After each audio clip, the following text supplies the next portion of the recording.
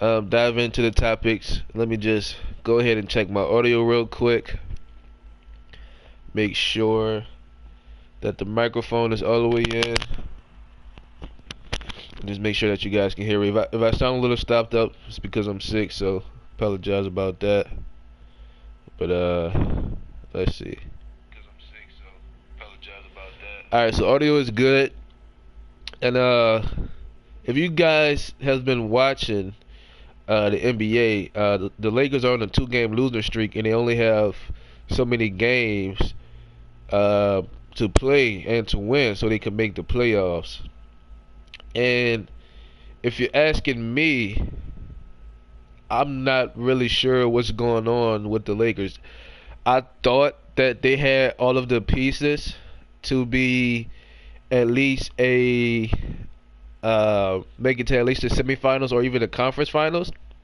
Because if you look at the lineup right now, uh, just based off what 2K is showing me, you have Brandon Ingram, Reggie Bullock, who they just acquired, who's a pretty good three-point shooter, LeBron James, Kyle Kuzma, JaVale McGee. To me, that's a pretty good lineup, in theory at least, because they're all at least. I think Reggie Bullock is 6'5" or 6'6", so they're all at least. I could be wrong. He could be 6'4", but I'm pretty sure he's about 6'5", 6'6". If I'm wrong, somebody correct me.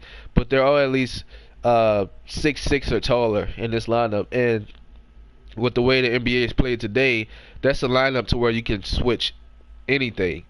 Now, with JaVale McGee, you might not want him switching on to the point guards, but as far as 1 through 4, you can switch anything. Um, and to me, defense has always been effort. It's not a position that requires a lot of skill. I'm not saying defense doesn't require skill, but for the most part, I believe it's all effort. And with this Lakers defense, you just don't see them applying a lot of effort to the defensive side. Just looking at their defensive rankings for this year, they're ranked the 16th best defense in this year's NBA, which is not very good at all. Um, and if they want to make the playoffs, they're definitely at the end of the season going to have to ramp up the defense because with LeBron, I know you're in the West and the teams are a bit better. They're more competitive in the West. There's usually better coaching, better players, better team in the West, which I agree. But with LeBron, even though he is aging, I believe they were at least good enough for the 8 seed just because the teams who are competing for the 8 seed right now are the Kings, I believe it's the Kings, the Spurs, and the Timberwolves. Now, I will say the Kings are playing fantastic basketball right now, and I believe the Kings play better as a team than the Lakers. Um, I still definitely think with them not having a definite and go-to star yet, that well, I thought that the Lakers would edge them out, but at the end of the day, it's a team game. The Kings are definitely playing a lot better um, as far as a team. Um, but if you're looking at the defensive rankings, the Kings are only one position ahead of the Lakers at number 14, and to me, that's just all effort. There's also LeBron is doing a lot of bit too much finger pointing and saying we need to do this, we need to do that. I'm not a fan of that. I just rather him keep it all in house, keep it in the locker room, because the media is going to always try to flip the narrative or make it worse than it is, or just keep it in your face consistently. And with all of those young players, not everyone is mentally built um, for things like this, for trade rumors and not getting the minutes they want, and LeBron always pointing fingers at them and not looking at himself. Not everybody wants to deal with that. Not everybody can move on to the next game mentally. Um, but um, as far as this season, LeBron is definitely on the back years of his career. Um, and if I'm the Lakers, I definitely consider sitting him. I probably want to wait and see how we do the next 5 games. But if the next 5 games we finish like 2-3, I definitely consider sitting LeBron just because you want him to get as much rest as possible. Because if you can land a big free agent or two uh, in this coming off season, it's definitely going to help LeBron. Uh, you're definitely going to get a fresher LeBron because right now he just looks worn out. He looks mentally defeated. Yeah, he's still putting up great numbers on the offensive side, but you have to play on both sides of the court in the NBA. And even if they make the playoffs, if they're the 8 seed, they're going to get swept in the first round, I believe. Um, but again, you never know. You never know with this team. But moving forward, the Celtics lost to the Raptors last night, and it was surprising to me.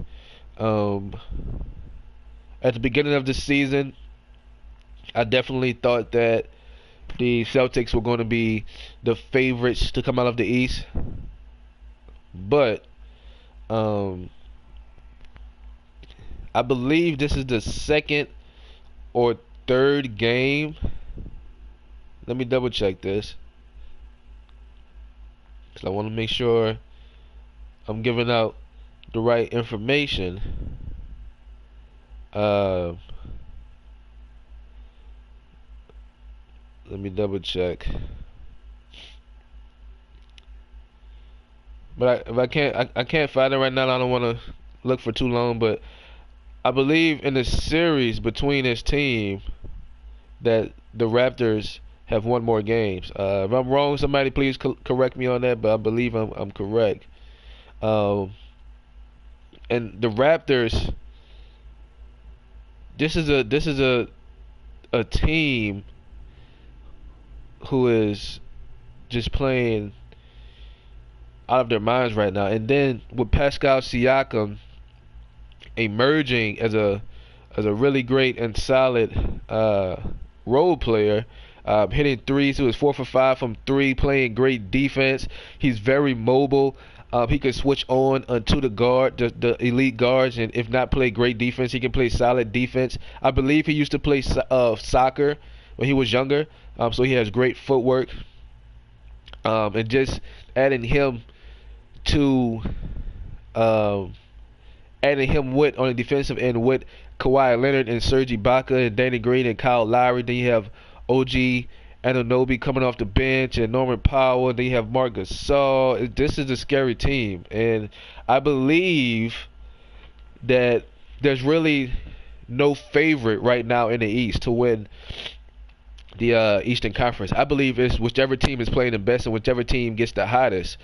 Because all of these teams, I believe, can match up well with each other. Even though I do believe Boston is kind of small with Al Horford. Teams like the 76ers and the Raptors with Marc Gasol, 76ers with Joel Embiid.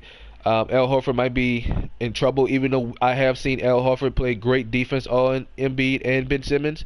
I just believe that eventually over a 7-game series that can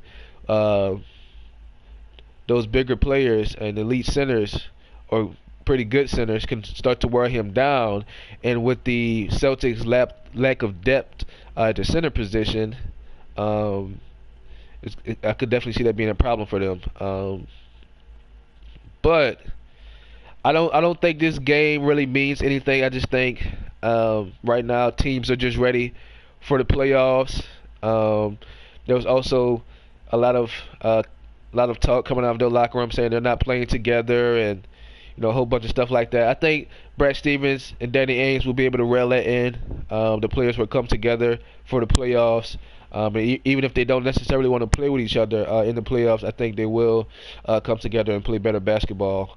But right now, if you're asking me who's going to win the East, I'm not sure. It's just the East is really close. It's really competitive with these top 4, top 5 teams. And then you still have Indiana. I believe they have the second and third record, third best record in the East without Victor Oladipo. So that's another potential scary team. So right now I just think with those teams is whoever gets the hottest. And as far as my preference on who I'd rather see in the finals, um, you can't go wrong with either team. I would love to see the Bucks. I'd love to see the Celtics. I'd love to see the Raptors. I'd love to see the 76ers compete with. I definitely do think it'll be the Warriors coming out of the West. Um, but we'll see. We'll see. It's definitely been a very entertaining NBA season, and we'll see what happens.